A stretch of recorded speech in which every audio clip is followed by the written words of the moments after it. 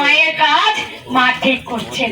তাই জাগাই মাথায় এত চেষ্টা করেও কৃষ্ণ নাম বুঝতে পারেন, এত চেষ্টা করেও কৃষ্ণকালীর নাম কিন্তু কেউ আজ পর্যন্ত আর বুঝতে পারলো না।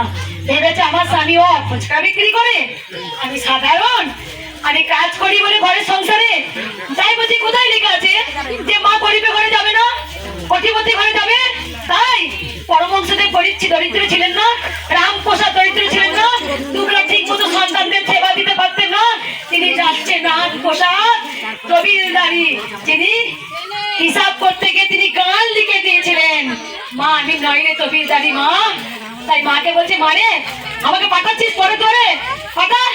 তার মা স্বয়ং এসে খাবার দিয়ে যেতেন। তখন জমিদার বলছেন তোকে ভাবতে হবে না, তুই আমার পুজো কর, আমি তোর। আপনার কাজ এই কাজ নয়। তাই ভালো করে পরীক্ষা করে দেখো তো মা কাদের ঘরে যায়? দিন দুঃখিনী ঘরে যায়। মা দেখিয়ে দেয় যে আমি এসেছি। তাই বুঝি দিন দুঃখিনী বলে কি মা আসবে না? তাই যুগে যুগে দেখুন তো যারাই মাকে পেয়েছেন তারা দিন দুঃখিনী ছিলেন, দিন দুঃখিনী ছিলেন। মা পরীক্ষা নেয়।